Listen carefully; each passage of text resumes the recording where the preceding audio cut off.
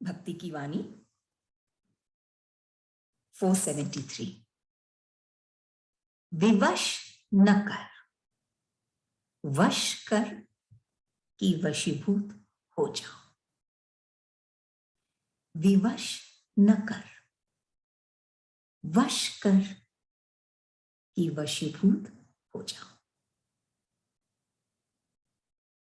भक्ति की वाणी भक्त के मन की स्थिति। क्या चाहता है कि उसे विवश न किया जाए। विवश, उसमें एक एडजस्टमेंट, विवशता, एक हेल्पलेसनेस, वो पूर्णता नहीं, कहीं ना कहीं कोई अपूर्णता। विवश होना, एक क्या करें, संघर्ष,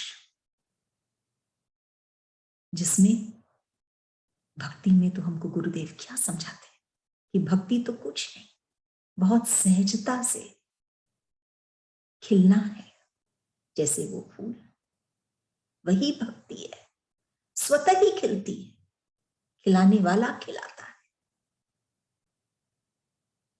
महकती है। लेकिन ये भक्त अभी भी विवश नहीं खिल पा रहा।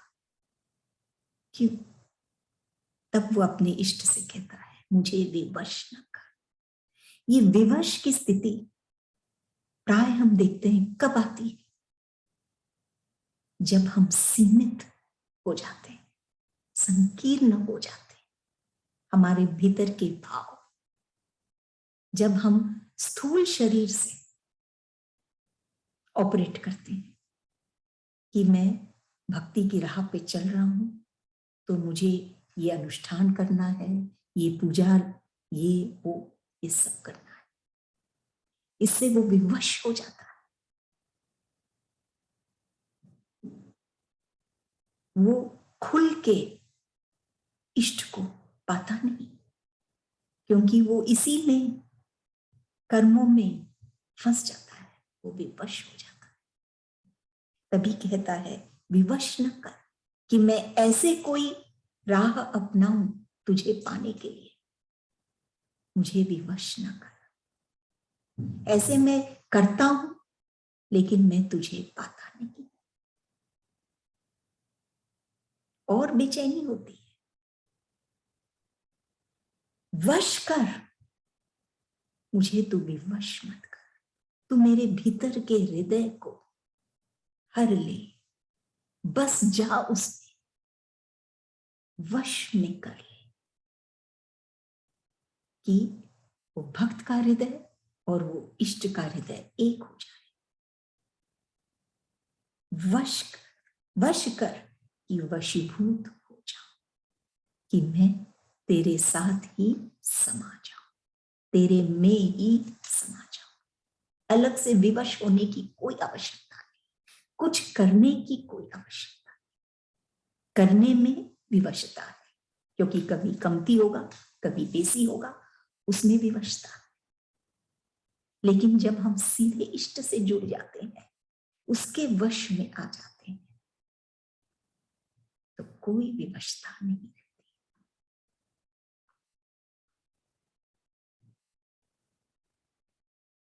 जीव तो आप देखिए रोता ही रहता है, चाहे अभाव में चाहे भाव में, जीव रोता ही रहता है। लेकिन वो जो इष्ट होता है, वो कहता है कि तू रो मत, विवश मत हो, मैं तुझे ये प्यार के गीत न ही सुनाऊंगा, बल्कि अपने आप में मैं समा लूंगा। जैसे वो माँ सुनाती है बच्चे को जब वो बच्चा रो रहा है, वहां फिर भी विवशता है। बच्चा रो रहा है, वो माँ आएगी तब आएगी, क्यों देरी करी तूने मां? बहुत चीजें हैं वहां पर, लेकिन जब हम इन बंधनों से भी जब हम आगे बढ़ जाते हैं, कोई भी बंधन हो, चाहे मां और पुत्र पुत्री का भी हो, जब हम उससे आगे बढ़ जाते हैं तो कोई विवशता नहीं रहती। एक हो जाते हैं हम उस इष्ट के साथ। तब भक्त की ये स्थिति, इसमें गुरुदेव बता रहे हैं हमको कि वो कह रहा है मुझे विवश न कर। मैं सिर्फ ये शरीर से और इन चीजों से, हमारी बुद्धि से, शरीर से मैं इष्ट को पाना नहीं चाहता, क्योंकि मैं कर रहा हूं लेकिन मैं पाता नहीं। मुझे तू वश नहीं कर। जैसे वो जब वो पिता पकड़ता है तो वो और स्ट्रॉन्ग हैंड होगा कि मैं वशीभूत हो जाऊं। यही वो चाहता है कि वो अपने ईश्वर के, अपने इष्ट के वशीभूत हो जाए, कि जैसे वो चलाए वैसे वो चले। कभी कोई विवशता नहीं, कभी कोई संघर्ष नहीं, सिर्फ हर्ष, सिर्फ महकना। अगली वाणी 474। नाम ने मान बढ़ाया प्रभु का, काम बनाया याद करने वाले का। नाम ने मान बढ़ाया प्रभु का, काम बनाया याद करने वाले का। जब हम ईश्वर से प्यार करते हैं तो ये एक तरफा नहीं है।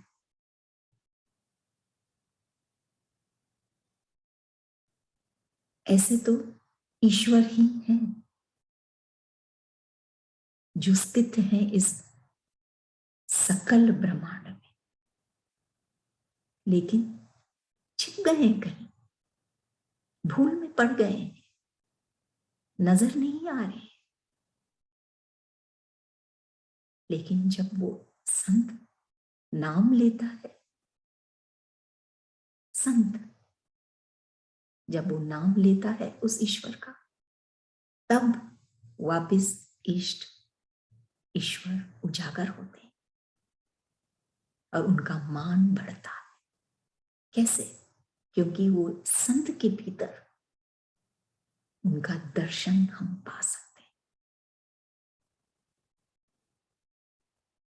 जब हम कहते हैं ईश्वर के दर्शन, तो स्थूल रूप में नहीं हो सकता, लेकिन अनुभूति, अनुभव, यही दर्शन है ईश्वर के, जो हम भीतर में अनुभव करते हैं।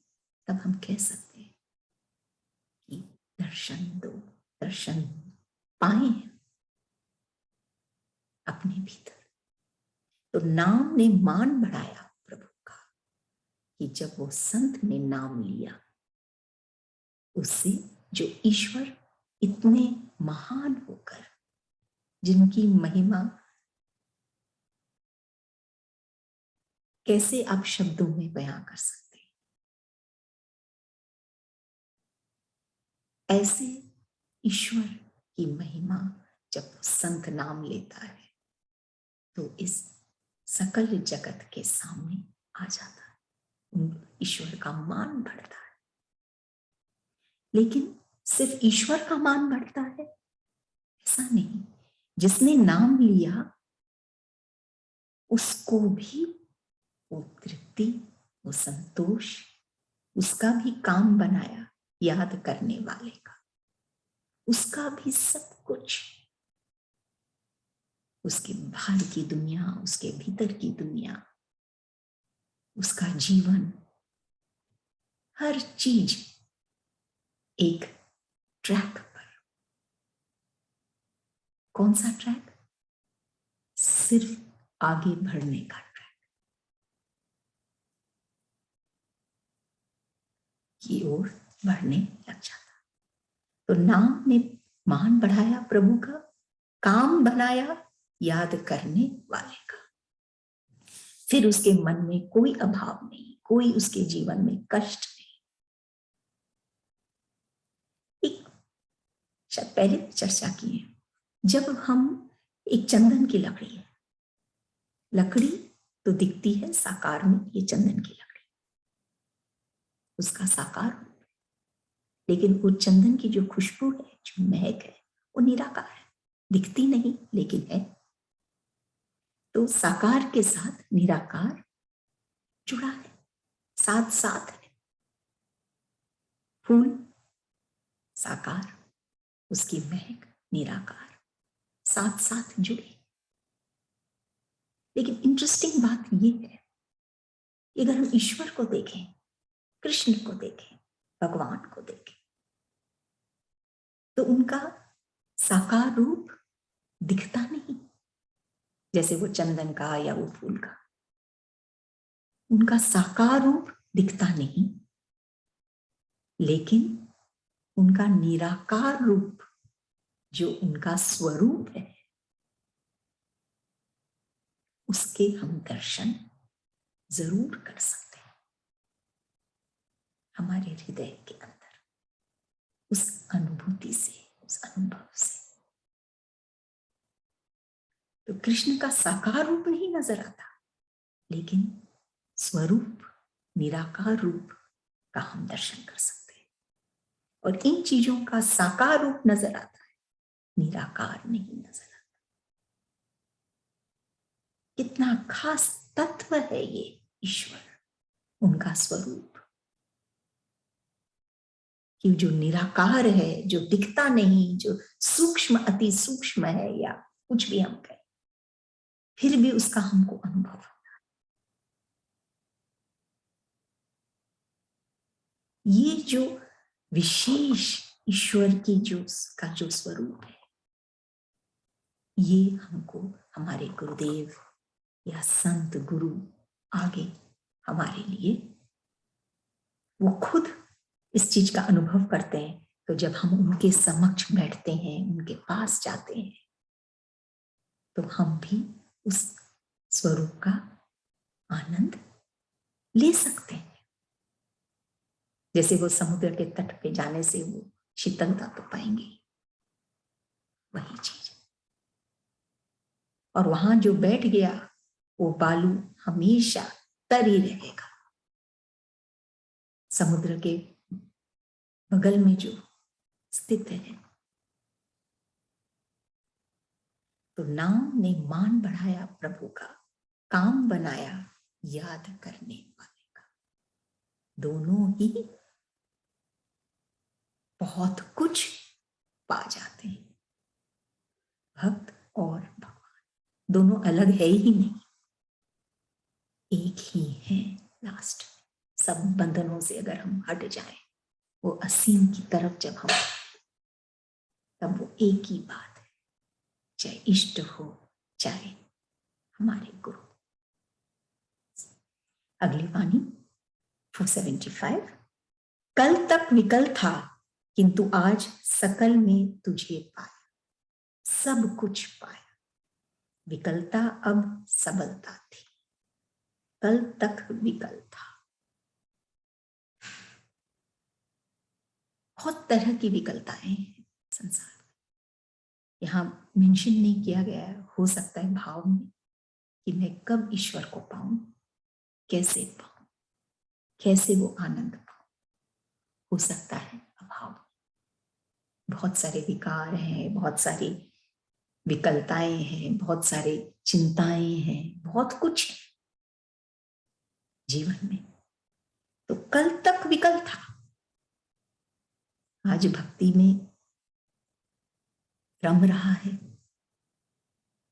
अपने आप में कुछ तो परिवर्तन देखना जरूरी है। कल तक विकल था, ये बात नहीं है कि आज विकल नहीं, आज विकलताएं नहीं है, लेकिन वो भक्त की दृष्टि की बात है। किंतु आज सकल में तुझे पाया, सकल पूरे जगत में, चारों तरफ तुझे पाया, कि जो भी विकलताएं थी, भाव अभाव जो भी था, सब में मैं तुझे पाया। कि अगर ये कष्ट भी है तो इसमें भी वही है।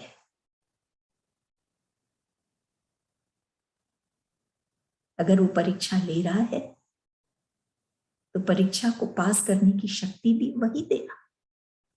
तो परीक्षा मेरी हुई कि उसकी हुई? ईश्वर की हुई। सब सोचने की दृष्टि, हम कैसे सोचते हैं, हम कैसे जुड़ते हैं ईश्वर से, किस तरह से हम जुड़ते हैं। पिता के रूप में, सखा के रूप में, गुरु के रूप में, भगवान के रूप में, कैसे हम जुड़ते हैं।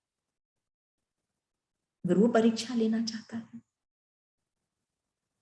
तो परीक्षा हमारी लेता है, लेकिन ताकत तो वही देता है। तो परीक्षा तो उसकी होगी, कितनी ताकत हो, कैसे हमारे अंदर निहित करता है कि हम बढ़ पाए, हम पास हो पाए। कल तक विकल था किंतु आज सकल में तुझे पाया। सब जगह सकल तुझे पाया, सब कुछ पाया। एक तुझे पाया, उससे क्या लिखें गुरुदेव? सब कुछ पाया। ऐसे तो हम संसार में कितना कुछ पा चुके हैं, घर, ये वो, सुंदर से सुंदर हम घर बनाए, लेकिन किसी के हृदय में क्या एक स्थान भी हम बना पाए? बहुत कुछ हम पाए संसार में, लेकिन जब हम उसको देख पाए, हमारी हर विकल स्थिति में, तो हम सब कुछ पाए। जो अभी तक पाए थे, हमको लगा हम बहुत कुछ पाए, लेकिन अब समझ में आया कि एक्चुअली हम क्या पाए। अब हम सब कुछ पाए। विकलता अब सबलता थी, कि अब ये जो विकलता थी, ये जो व्याकुल भाव में जो आ गया है, अब अभाव से तो उठ गया, अभाव की विकलता, भाव की विकलता, अब सबलता थी, ये ताकत थी। इसी ताकत के कारण, इसी जुनून के कारण कि वो अपने इष्ट से फिर मिल पाएगा। जब तक वो अभाव की विकलता में था, तब तक वो विकल था, लेकिन जब वो इष्ट को देखने की, उसके भीतर की दृष्टि खुल गई, हो सकता है एक संत के चरणों में बैठकर, तब वो इस विकलता में भी अब सबलता थी। क्योंकि अब ये विकलता निरर्थक नहीं था, उस सार्थक के लिए था। सार्थक ईश्वर। कौन सार्थक? कौन?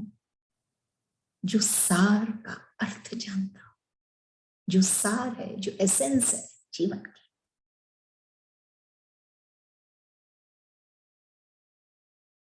उसका अर्थ वो क्या है? वो सार सिर्फ ये बाहर की ये चीजें, सब कुछ पाना, क्या ये सार है? जब वो असली सार को जानने लगा तो उसका जीवन सार्थक हुआ। विकलता अब सबलता थी और सार्थक हुआ, बलवान हो गया, और उसका जीवन अब सबल हो गया। सकल जगत में उसने उस इष्ट को पाया। हर एक पहलू में, उसके जीवन के हर एक पहलू में उसने ईश्वर से ही अपने आप को जोड़ा, तो अब वो सबल हो गया। विकलता मिट जाती है मेरे ख्याल से। और कोई अगर भीतर की विकलता को मिटाना है तो हमको ऐसे ही किसी के पास बैठना होगा जो भीतर से शांत है, नहीं तो हमको और विकल करेंगे, दुनिया भटक जाएंगे। इस अगली वाणी, मुष्टि में तुष्टि हुई प्रेम की जब पुष्टि। मुष्टि में तुष्टि हुई प्रेम की जब पुष्टि। इसकी सेकंड हाफ मोस्ट इंपॉर्टेंट है कि जब प्रेम की जब पुष्टि वो भक्त पाता है, तब उसकी मुट्ठी में तुष्टि, तृप्ति होती है। ऐसे तो बहुत तरह के बल हैं, अपने कई बार चर्चा भी करते। धन का बल है, सत्ता, पावर, बहुत ही कुछ, शरीर का कई तरह के बल हैं। लेकिन इन सब बलों में सबसे बलवान कौन सा बल? गुरुदेव बोल रहे हैं प्रेम का बल। प्रेम का जो बल है, ये हर बल को निर्बल कर सकता है। प्रेम के बल में इतनी शक्ति, और कितना अलग है, कितना सहज है उसको पाना, कितनी नम्रता है उसमें, कोई परिश्रम नहीं, कुछ नहीं। ऐसा है ये प्रेम का बल, ऐसा है ये प्रेम।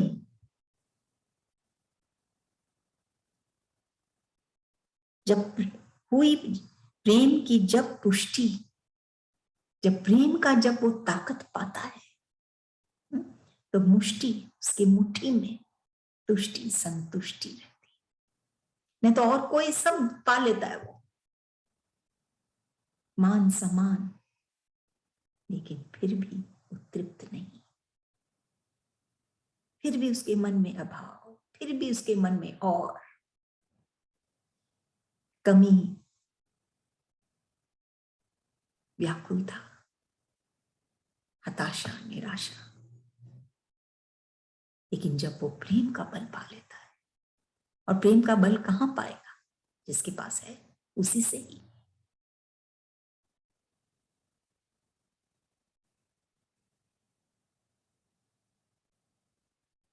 एक संत के पास, इष्ट के पास, एक फूल के खिलने के पास जब वो बैठेगा, देखेगा, जुड़ेगा, वहीं से शुरुआत होगी उसकी, कि वो एक फूल से प्रेम करे, कि वो कब वो प्रेम उसको जो उसके भीतर था, कब वो जागृत हो जाता है, और वो उस असीम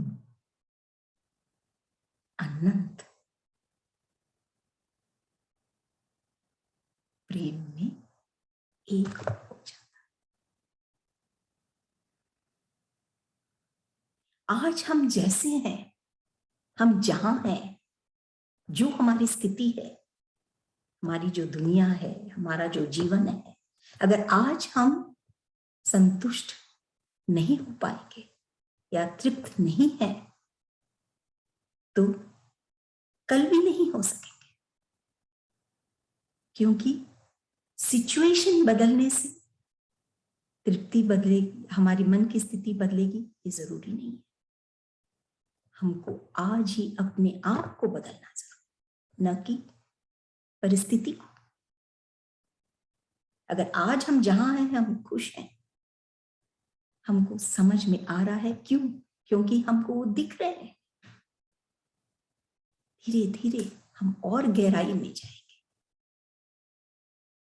तब तो कल भी हम जो भी स्थिति में है, हमारा ये जो प्रेम है वो और डीप ही होगा और गहरा ही होगा। लेकिन आज ही अगर हम व्याकुल हैं, तो वो कल कभी आएगा ही नहीं, जहां हमारा सिचुएशन बदला और हम ठीक हो गए, फिर भी वो बेचैनी रहेगी। क्योंकि सबसे बड़ा मन का जो मैल है वो है कपट, अंकुच। जब ये कपट हमारे भीतर होती है ना, ये मैल है मन का, जो हमारे मन को शाइन नहीं करने देती, वो दर्पण नहीं बनने देती कि हम अपने आप को देख पाए। ये फर्क है। इसीलिए मुष्टि में तुष्टि की मुट्ठी में तृप्ति, जब हुई प्रेम की जब पुष्टि। ये चीज हमको सिर्फ समझना नहीं है, लेकिन हमको ये जीना है कि प्रेम का बल ही है जिससे हम तृप्त हो सकते हैं, और मुष्टि में, हमारे हाथों में, हमारे वश में हमारी ये तृप्ति।